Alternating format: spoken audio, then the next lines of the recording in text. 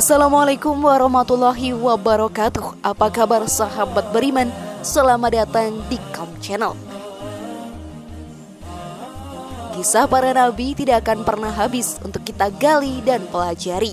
Setiap nabi memiliki kisah-kisahnya tersendiri yang akan selalu menjadi hal menarik untuk diceritakan kembali pada anak cucu nanti.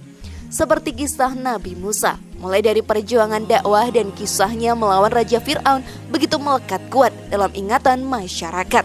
Namun pernahkah kalian mendengar cerita tentang wafatnya sang Nabi sahabat beriman?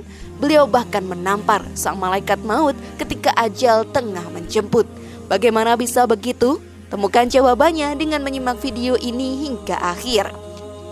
Berikut kisah Nabi Musa yang menampar malaikat maut saat berwujud seperti manusia versi dari Kom Channel. Musa alaihi salam adalah seorang nabi yang punya kedudukan terkemuka dan pemimpin yang mudah berinspirasi, sehingga mampu mengendalikan umat yang tabiatnya keras. Beliau juga dikenal karakter yang tak pernah ragu-ragu menghadapi beragam persoalan seperti kepemimpinan dan kebijaksanaan. Syekh Umar Sulaiman Al-Asqar atau guru besar Universitas Islam di Yordania mengulas kisah Nabi Musa menampar wajah malaikat maut yang berwujud manusia dalam kitabnya, Kisah-kisah Shahih seputar para nabi dan rasul. Ketika malaikat maut datang kepada Nabi Musa, kemudian meminta izin untuk mencabut nyawanya, maka Nabi Musa menampar malaikat itu hingga rusak matanya. Malaikat maut mendatangi Musa dalam wujud seorang laki-laki biasa. Kemudian Musa diberi pilihan antara berpindah ke sisi Tuhannya atau tetap hidup di dunia dalam masa yang lama sebelum datang kematian kepadanya. Namun sebelum video semakin berlanjut, klik dulu tombol loncengnya ya, supaya kita tetap bertebar syiar melalui channel ini.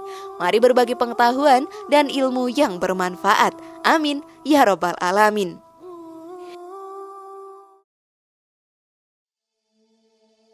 Lalu tahukah kalian apa keinginan Nabi Musa sahabat beriman setelah diberikan kedua pilihan tadi? Musa pun memilih berpindah ke sisi Tuhannya atas sulitnya kehidupan dunia dan ujiannya. Maka Allah Ta'ala memenuhi permohonannya, kemudian mendekatkannya ke tanah suci sejauh lemparan baju, sehingga kuburannya terletak di sebelah timur tanah suci. Dalam hadis riwayat Bukhari dari Abu Hurairah radhiyallahu anhu berkata, malaikat mau diutus kepada Musa. Ketika dia datang, Musa menamparnya. Lalu malaikat maut kembali kepada Tuhannya dan berkata, engkau telah mengutusku kepada seorang hamba yang menolak mati. Lalu Allah mengembalikan matanya yang rusak karena tamparan Musa. Hanya Nabi Musa lah yang berani menampar malaikat pencabut nyawa sahabat beriman. Bukankah ia nabi yang sungguh luar biasa? Allah berfirman kepadanya, kembalilah kepada Musa, katakan kepadanya agar dia meletakkan tangannya di punggung sapi jantan. Maka bulu sapi yang tertutup oleh tangannya itulah sisa umurnya, 1 bulu 1 tahun. Musa berkata, ya Rabbi, setelah itu apa? Malaikat menjawab, maut. Musa berkata, sekarang aku pasrah. Maka Musa memohon kepada Allah agar didekatkan kepada tanah suci sejauh lemparan batu. Abu Hurairah berkata bahwa Rasulullah Shallallahu Alaihi Wasallam bersabda, seandainya aku di sana, niscaya aku tunjukkan kuburnya kepada kalian yang berada di sisi jalan di dataran berpasir merah yang bergelombang. Dalam riwayat Muslim disebutkan, malaikat maut mendatangi Musa dan berkata, jawablah panggilan Tuhanmu. Rasulullah Shallallahu Alaihi Wasallam bersabda, Musa menempeleng mata malaikat maut hingga membuatnya rusak. Lalu malaikat maut kembali kepada Allah dan berkata, engkau telah mengutusku kepada seorang hambamu yang tidak mau mati. Dia telah merusak mataku. Rasulullah Shallallahu Alaihi Wasallam bersabda, maka Allah mengembalikan matanya dan berfirman kepadanya, kembalilah kamu kepada hambaku, katakan kepadanya, apakah kamu ingin hidup? Jika kamu ingin hidup, maka letakkanlah tanganmu di punggung sapi jantan. Rambut yang tertutup oleh tanganmu itulah umurmu yang tersisa, 1 rambut 1 tahun. Kemudian Musa berkata, seterusnya apa? Malaikat menjawab, kemudian kamu akan mati. Musa berkata, sekarang ya Rabbi, dari dekat. Musa berkata, matikanlah aku di dekat tanah suci sejauh lemparan batu. Rasulullah Shallallahu Alaihi Wasallam bersabda, demi Allah, seandainya aku di sana, niscaya aku tunjukkan kuburnya kepada kalian di samping jalan di pasir merah.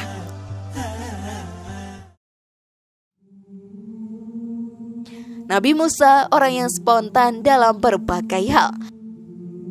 Sahabat beriman, Rasulullah Shallallahu Alaihi Wasallam memberitakan kepada kita semua bahwa di antara kemuliaan para nabi di sisi Allah adalah bahwa mereka diberi pilihan menjelang kematian, antara hidup di dunia atau berpindah ke Rafiqil A'la. Dalam beberapa hadis sahih dari Aisyah bahwa Rasulullah Shallallahu Alaihi Wasallam diberi pilihan dan beliau memilih Rafiqil A'la. Allah mengutus malaikat maut yang menjelma dalam wujud seorang laki-laki tadi kepada Nabi Musa. Malaikat meminta agar Musa menjawab panggilan Tuhannya. Itu berarti bahwa ajalnya telah tiba dan saatnya telah dekat. Namun Nabi Musa memiliki temperamental yang cukup tinggi. Karenanya ia menepeleng wajah malaikat maut dan merusak matanya, karena ia berwujud seorang manusia. Karena seandainya di dalam wujud aslinya yakni malaikat, niscaya Musa tidak akan mampu menepelengnya, tidak akan pernah bisa. Malaikat maut pun kembali kepada Allah untuk mengadukan apa yang diperolehnya dari Nabi Musa. Lalu Allah menyembuhkan matanya dan menyuruhnya kembali kepada Nabi Musa agar meletakkan tangannya di atas punggung sapi tadi. Kemudian rambut-rambut yang tertutup oleh tangannya itu dihitung satu helai rambut 1 tahun. Maka ajal Nabi Musa sama dengan jumlah rambut itu. Dengan itu sahabat beriman, Musa pun mendapatkan kehidupan yang panjang. Jika Nabi Musa melakukan itu, niscaya dengan tidak menutup kemungkinan dia tetap hidup sampai hari ini juga. Akan tetapi manakala Musa bertanya kepada malaikat maut tentang apa yang ada di balik kehidupan panjang tersebut, dia menjawab, maut. Maka Musa pun memilih yang terdekat, apa yang ada di sisi Allah bagi para rasul dan nabinya serta hamba-hambanya yang soleh adalah lebih baik dan lebih kekal lagi. Jika roh para suhada berada di perut burung hijau yang berterbangan di kebun-kebun surga, memakan buah-buahnya, minum dari sungainya, dan berlindung di lampu-lampu yang bergantungan di atap arsy Allah, maka kehidupan para nabi dan rasul adalah di atas semua itu. Apa yang didapat oleh Musa seandainya dia hidup sampai hari ini, sahabat beriman, dia pasti memikul kesulitan-kesulitan dunia dan ujian-ujiannya. Dia akan menyaksikan peristiwa-peristiwa besar yang terjadi sepanjang sejarah yang membuat pikirannya sibuk dan hatinya menjadi bersedih. Bukankah lebih baik dia berada di Rafiqil A'la dengan para rasul dan para nabi menikmati kenikmatan surga daripada hidup di rumah kesengsaraan dan ujian saja? Apa yang ada di sisi Allah adalah lebih baik dan lebih kekal, dan akhirat lebih baik daripada di dunia. Musa pun memohon kepada Allah pada waktu ruhnya dicabut agar didekatkan kepada tanah yang suci sejauh lemparan batu. Permintaan Musa ini adalah wujud kecintaannya kepada tanah suci yang bercokol di dalam jiwanya, sehingga ia meminta dikuburkan di perbatasannya dekat dengannya. Tetapi Musa tidak meminta kepada Allah agar mematikannya di tanah suci, karena ia mengetahui bahwa Allah mengharamkannya atas generasi di mana Musa berasal. Ini sebuah hukuman atas ketidaktaatan mereka kepada perintah Tuhan agar mereka masuk tanah suci seperti yang telah Allah tulis untuk mereka.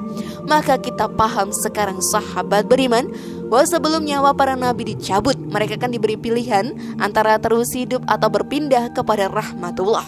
Sebagaimana hidup diberi pilihan, Aisyah telah mendengar Rasulullah Shallallahu Alaihi Wasallam bersabda pada waktu beliau sakit menjelang wafatnya, "Ya Allah, Rafiqul A'la." Aisyah mengerti bahwa beliau diberi pilihan, maka beliau memilih itu. Hanya orang-orang terpilihlah yang bisa mengetahui kapan ia akan kembali dan memilih menuju kematian atau hidup dalam kesengsaraan dunia yang fana ini. Kini kita tahu bahwa malaikat pencabut nyawa pun dapat berubah menjadi manusia biasa dan mungkin sekarang ada di sekitar kita. Bagaimana sahabat beriman? Bukankah Nabi Musa sungguh luar biasa? Semoga informasi tadi bermanfaat ya dan buat kita berpikir lebih bijak. Mari bangunkan channel ini dengan cara klik tombol subscribe, like, share, dan aktifkan tombol loncengnya. Wassalamualaikum warahmatullahi wabarakatuh, dan jangan lupa tonton video yang lainnya.